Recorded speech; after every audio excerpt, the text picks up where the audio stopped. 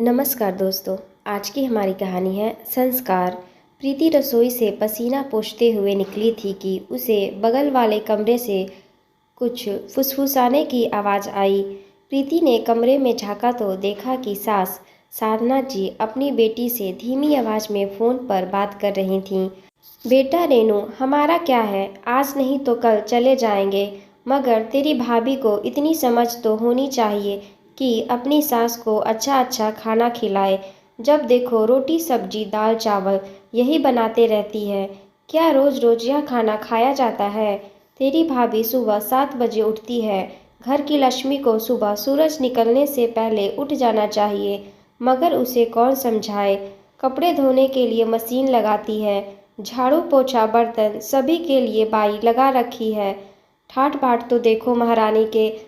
हम तो हमेशा हमारे कपड़े हाथों से ही धोते थे, और काम वाली बाइयों के काम भला किसे पसंद आते हैं। प्रीति ने सब कुछ सुना और अपने कमरे में आकर बैठ गई। उसकी आंखों में आंसू थे और वह अतीत में खो गई। जब वह शादी करके इस घर में आई थी, साधना जी और रेनू ने उसे कभी बहू वाला मान सम्मान नहीं दिया और ना किसी को देने दिया। पति आलोक भी हमेशा प्रीति को ही सुनाते। प्रीति को इस बात का ज़्यादा अफसोस होता कि पति भी साथ नहीं देते, उल्टा माँ और बहन के बहकावे में आकर प्रीति पर गुस्सा निकालते हैं। लेकिन एक दिन तो साधना जी का पारा ऐसा चढ़ा कि उन्होंने प्रीति के माता पिता तक को भला बुरा कह दिया था, मगर आलोक या तो चुपचाप सुनते या फिर अपनी माँ का पक्ष लेते। अब तो प्रीति की आदत हो गई थी ताने और उलाहने की। ऐसा नहीं है कि प्रीति को गुस्सा नहीं आता था, मगर पलट कर जवाब देना उसके संस्कारों में नहीं था। प्रीति मन ही मन कुढ़ती मायके में भी नहीं बता सकती थी।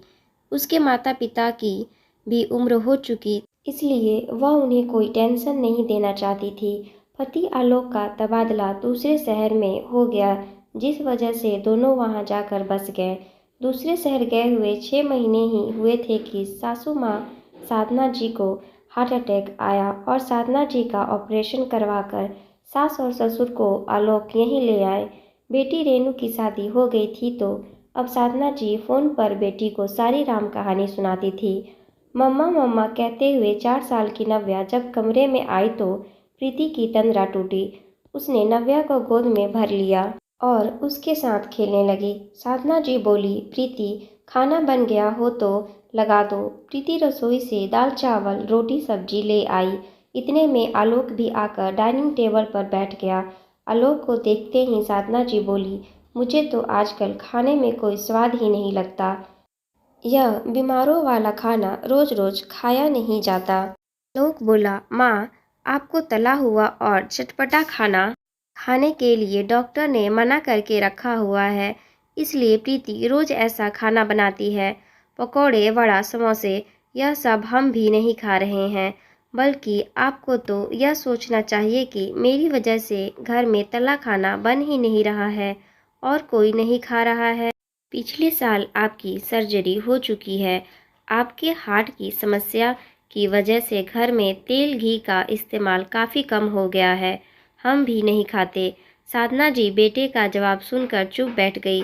दूसरे दिन सुबह जब प्रीति कपड़े धोने की मशीन लगा रही थी, साधना जी बोली, बहू यह रोज़ रोज़ मशीन लगाती हो, जानती हो बिल कितना आता है। आलोक ऑफिस के लिए तैयार हो रहा था, वह सुनकर बाहर आया और बोला, हाँ माँ जानते हैं बिल कितना आता है और वह बिल मैं भरता हूँ, इसलिए आपको चिंता करने की कोई ज़रूरत नहीं है। और अगर प्रीति दिन भर कपड़े बर्तन यही करेगी तो दूसरे काम कब करेगी। साधना जी फिर चुप बैठ गईं। प्रीति के लिए यह पल जिंदगी के खुशनुमा पल थे जब पति आलोक उसका साथ देता। आज आलोक पहली बार प्रीति के लिए गजरा लेकर आया था और अपने हाथों से उसे प्रीति के बालों में लगाते हुए बोला, प्रीति हो सके तो मुझे माफ़ कर देना। प्रीति बोली, क्यों?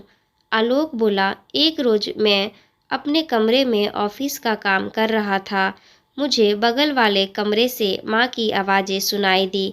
वह रेनू को तुम्हारे खिलाफ बातें बता रही थी और मैं जब कमरे से बाहर आया तो मैंने तुम्हें यह सब सुनते देखा।